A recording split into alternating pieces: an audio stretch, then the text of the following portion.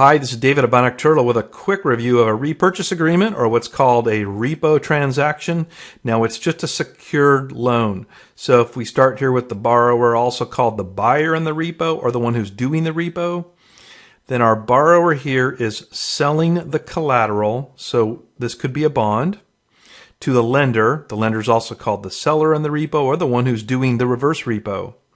So the borrower selling the collateral to the lender in exchange for cash. So in my simple example, the collateral has a value of $100 here, and so our borrower is borrowing $100 against this collateral. And now here's the key thing. Our borrower is promising to repurchase or buy that collateral back in the near future, as soon as tomorrow probably. So if they're selling at a spot price here, they're really locking in a forward price tomorrow. And so if we skip forward one day, this is tomorrow, then our borrower here repurchases the collateral by paying the locked-in forward price and effectively paying an interest rate to the lender.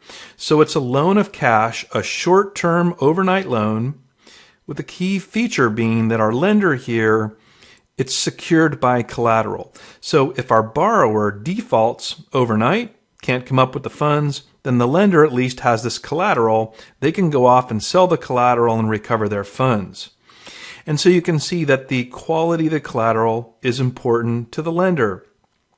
As of the first half of 2007, the haircuts were pretty much 0% regardless of the type of quality, whether or not it was a corporate bond or asset-backed security or even a collateralized debt obligation.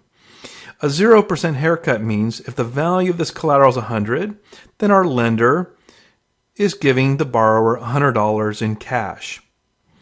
Now, what happened roughly in August of 2007 and the second half of 2007 is the haircuts pretty much spiked across the board.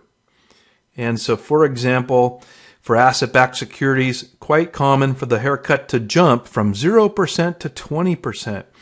Now, the collateral value, if it's still 100, with a 20% haircut, and we can think of this haircut as the initial margin required by the lender. On a 20% haircut for a value of 100, our lender is now only buying this bond, really, for $80, or lending $80 cash on a collateral value of 100. So you can see how that 20% is a haircut, and that's because the lender is less sure that they can go out and sell this collateral for $100, so they're charging the haircut. But now, our borrower, as of the second half of 2007, which tended to be a bank, instead of receiving $100 on all of these short-term overnight funds, is receiving $80 on the same collateral value. To the borrower, which tended to be a bank, these short-term funds are liabilities on the balance sheet. They're short-term funds that are financing the borrower's assets. And now, as the haircut goes up, these directly reduce the short-term funds on the bank's balance sheet. This ended up requiring these banks to sell their assets, which put further downward pressure on prices. And this is what Gary Gorton has called a run on the shadow banking system that started here with lenders starting to become suddenly suspicious and wary of certain types of collateral, that they were really worth what they thought they were worth or that anyone knew, and so they increased the haircut.